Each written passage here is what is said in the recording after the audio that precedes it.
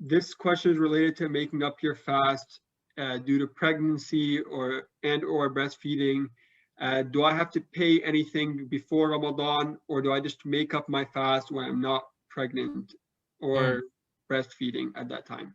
Yeah, this is actually a question that has a lot of variance in understanding between the scholars, and there is some texts from the Prophet ﷺ about this, like a hadith from the Prophet ﷺ, and the ayat are actually open-ended about this, right? Because the ayat says, وَعَلَى الَّذِينَ يُطِيقُونَهُ فِدْيَةٌ طَعَامُ مِسْكِينٍ.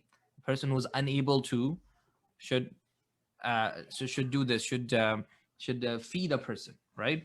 And this is explained as someone who is sick chronically, they can't recover, they're not going to get any better, or someone who is old and they're not getting any younger, so fasting is not going to become easier next year for them, right? So for them, they feed a person and that's it. And then you have the other scenario where a person has to make up the fast. So if you are فَمَنْ كَانَ مِنْكُمْ مَرِيضًا أَوْ عَلَى سَفَرٍ فَعِدَّةٌ مِنْ أَيَّامٍ أُخَرَ. The person who is traveling outside of their city, or someone who is sick temporarily, then they don't fast in Ramadan. Those days that they're sick or the days they're traveling, they just make it up afterwards. And then you also have the clear-cut example of the woman who is on her monthly period. She is exempted from fasting, and then she will make up that fast after Ramadan. So these are the clear scenarios. The ayat and hadith are quite obvious about that. The question about pregnancy and breastfeeding is, well, where does the woman fit? Is she like someone who is sick temporarily, or is she like someone who is maybe unable to do so because she's had so many pregnancies? A real scenario. This is something that has happens in families. Is a woman get pregnant, then she would miss a Ramadan. Then she has a year or year and a half, maybe 2 years of breastfeeding. She misses two more Ramadans. Then she gets pregnant again. She misses the fourth Ramadan. Then she has 2 more years of breastfeeding. That's 6 years, man. And then she Yeah, gets pregnant again. And next thing you know, that's a decade of fasts she has missed, right? So you're gonna ask her to make up 300 fasts. I yeah, mean, that's a lot of fasting. That lady is in a lot of trouble, yeah. right? Just adding up and adding up. Right. So this is where the scholars have some differences. So I'm going to read you a few opinions here, inshallah, and then I'll give you my take, inshallah. So you have opinion number one here. عليهما القضاء فقط. This is the alayhima, the upon them too is the pregnant lady and the lady who is breastfeeding, right? Who is nursing her child. This is the opinion, or this is the position of Imam Abu Hanifa, right? And Ali radiallahu anhu from the Sahaba, that's his position as well. That they have to make it up, irrespective of how many they have missed. Okay. Uh, the second position here is إن خافتا على أنفسهما فعليهما القضاء فقط وإن خافتا على ولديهما فعليهما القضاء وإطعام مسكين عن كل يوم وهو مذهب الإمامين الشافعي وأحمد.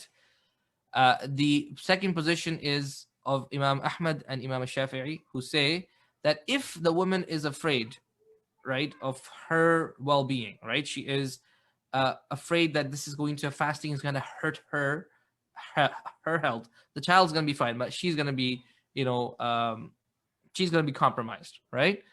Then she has to just make up the fast. Okay. If she feels or she's afraid that the child will be harmed, then she has to feed a poor person and also make up the fast afterwards, right? Here, we're assuming that they're not fasting at all. The pregnant lady and the breastfeeding lady are not fasting. If they can fast, that's their choice, by the way. Like my wife, she fasted through a couple of my kids' pregnancies. She was, able to do so. It wasn't the summer fast, right? But others, she wasn't able to, right? So this is assuming that the woman is not fasting, all right? The third position is عليهما الإطعام فقط ولا قضاء عليهما. وقال به من الصحابة عبد الله بن عباس رضي الله عنهما وحكاه ابن قدامة في المغني عن ابن عمر أيضا. Okay.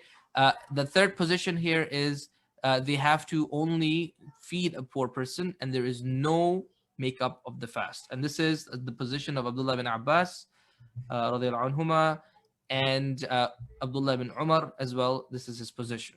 Okay, so this is so do you have a bunch of options, right? I would say it goes back to the situation, right? That goes back to a situation. For example, Abdullah ibn Abbas, let me just read this to you as well. كان ابن عباس يقول لأم ولد له حبلى أنت بمنزلة التي لا تطيقه فعليك الفداء ولا قضاء عليك. Okay, Ibn Abbas said to a pregnant lady that you are in the position of, or you're in the same situation, same circumstance as the person who is unable to fast, like an old person or someone who's chronically ill. So you just give a fidya, and there is no making up the fast, right? So that's the text from the Sahaba there. Okay, so you have a whole host of opinions, right, in this matter, and wallahu alam, I think the best thing to do here is to go back to the situation. If the situation is the lady has only missed like one Ramadan, right, of fasting, then the best thing is you make it up. Okay, you make it up. If it's been many Ramadans, right, like that's 5-6 Ramadans in a row she has missed, that's just gonna take her lifetime to catch up to that, right? 150, 200 fasts, even if she's fasting, I don't know, like say 4 times a week, right? Or sorry, 4 times a month. Like she's fasting once a week, 4 times a month, or say once every week. That's 48 fasts excluding Ramadan, right? That will take her close to 5 years of just making up all those fasts that she has missed outside of all those Ramadans. You see, so that's a very big undertaking, and if a person wants to take that on, alhamdulillah, there's good and khair in that. But I would say in that case, you take the opinion of Abdullah bin Abbas and Ibn Umar and just feed, right? So it's case by case. How many fasts have you missed? If you missed a few, make it up, okay? If you have missed a lot of fasts because of pregnancy and breastfeeding, you feed, and inshallah, Allah subhanahu wa ta'ala will accept.